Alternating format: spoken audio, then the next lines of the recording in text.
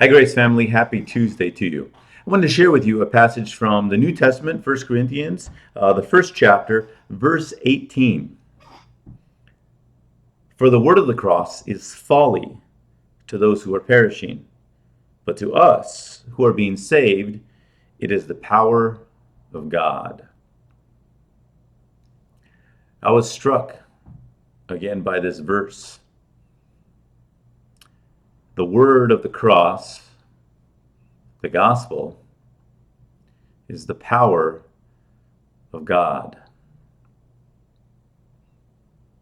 It's easy to forget that, isn't it? It's easy to forget that when everyone is searching for power.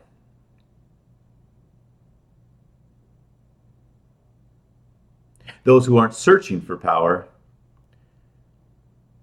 might feel hopeless because they're powerless. But the word of the cross, the gospel, is the power of God. Now, the word of the cross comes from God to us, to the world. For those of us who have received that word of the cross, to those of us who have received the gospel, we got to understand that that power does not become ours, right? The word of the cross is the power of God. It's his power. It remains his power, even after as we have received into our lives that word of the cross.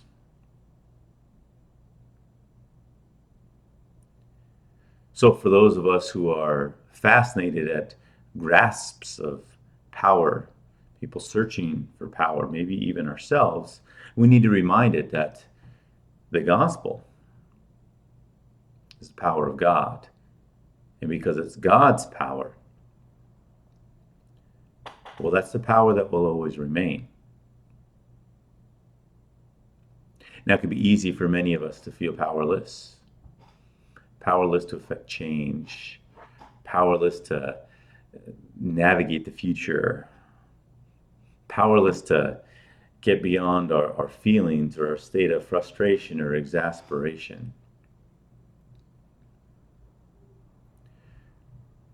But we have been given that word of the cross.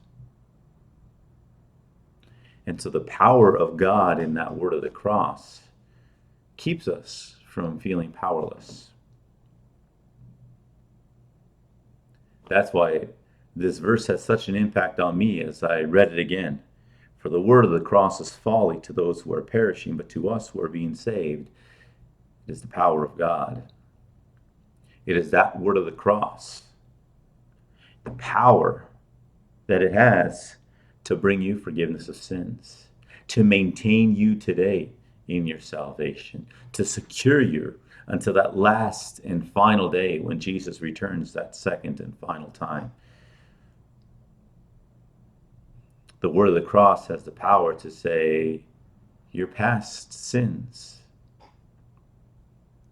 do not have a say in your eternity. It's the word of the cross that says, today matters. You live your Christian life today. It's that word of the cross that fills us with inner strength as we read the news, as we watch the events in our community, society, nation, and the world. It's an opportunity for the church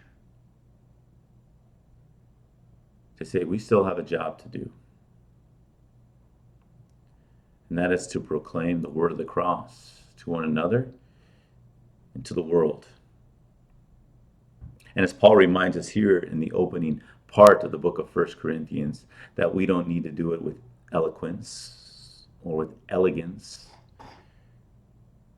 It's because the word of the cross has its own power, apart from the one who speaks it. The power to bring life to those dead in sin. a power to sustain those who are the people of God, a power to affect lives for eternity. Find some time today to thank God for his power in the word of the cross. Thank him for the power it has in your life to promise you eternal life in heaven with the Lord. And ask that that might be received by others and that the church would bring it, trusting not in our power, not sharing it in a way that demonstrates our own sense of powerlessness, but rather trusting that the gospel has God's power behind it. God bless your Tuesday.